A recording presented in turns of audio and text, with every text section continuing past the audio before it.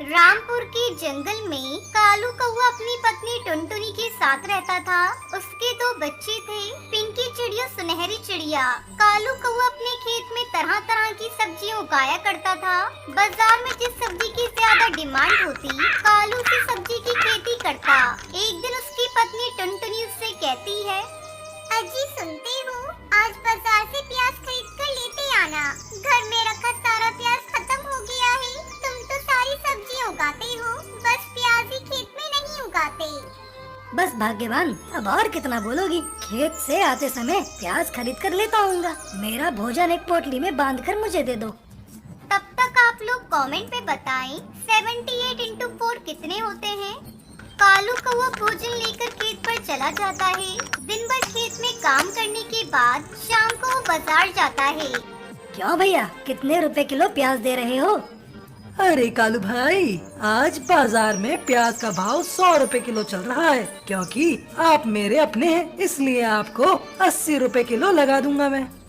बाप रे बाप, ये प्याज कब से इतना महंगा हो गया? मुझे तो पता ही नहीं चला। ऐसा करो भैया, मुझे 1 किलो प्याज दे दो। बिना प्याज लिए घर गया तो मेरी पत्नी आज मुझे भोजन नहीं देगी। कालू कौवा प्याज लेकर घर आता है। अरे ओ सुनहरी की माँ, ये लो प्याज। सब्जी में थोड़ा थोड़ा ही डालना, बहुत महंगे मिले हैं। सोच रहा हूँ इस बार मैं भी अपने पूरे खेत में केवल प्याज की खेती करूँ। अगर मैंने पिछली बार प्याज की खेती की होती तो आज मुझे बहुत अच्छा मुनाफा होता। मैंने तो तुमसे कितनी बार कहा था कि अपने खेत में प्याज की खेती करो। पूरे साल प्याज की डिमांड रहती है, क्योंकि बिना प्याज की कोई सब्जी अच्छी बनती ही नहीं। चाहे कितना भी महंगा हो जाए, प्याज तो सभी घरों में आता ही।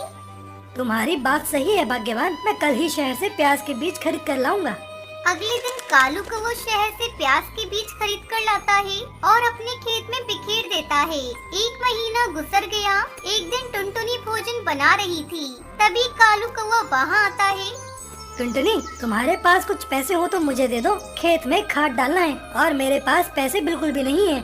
मम्मी, मुझे भी पैसे चाहिए। स्कूल में टीचर बोल रही थी स्कूल फीस जमा करने को। अरे कहाँ से दूं मैं तुम सबको पैसे? मेरे पास जो थोड़े बहुत पैसे थे उसे तो मैंने घर खर्च में लगा दिया। अब मेरे पास ये देकर एक मंगलसूत्र है, मैं इसे किसी कीमत पर नहीं दूंगी। मेरी मानो तो तुम कहीं से उधार ले लो। बस कुछ ही दिनों की बात है टुनटुनी, तू मुझे अपना ये मंगलसूत्र कुछ दिनों के लिए दे दे। मैं इसको गिरवी रखवा कर खाद खरीदूंगा। फिर जैसे ही प्याज की फसल बेचकर पैसे आएंगे, मैं तेरा ये मंगलसूत्र तुझे वापस कर दूंगा। और माँ, मेरे स्कूल की फीस कब जमा करोगी? मैं स्कूल नहीं जाऊंगी। मेरी बच्ची, तू रो मत। मैं अभी रंगीली काकी के यहाँ जाकर कुछ पैसे उधार लाती हूँ, तेरी स्कूल फीस जमा कर दूंगी।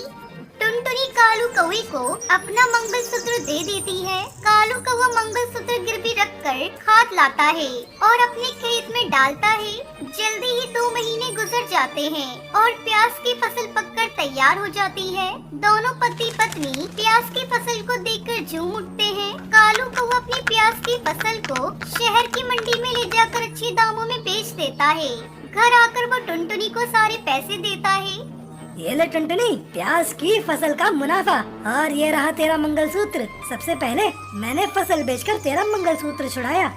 ढेर सारे पैसों को देखकर टुनटुनी चिड़िया बहुत खुश होती है। अब मैं इन पैसों से अपने सारे सपने पूरे करूंगी। इस तरह कालू कौवा प्याज की खेती करके खुशी खुशी अपने परिवार के साथ रहने लगता है।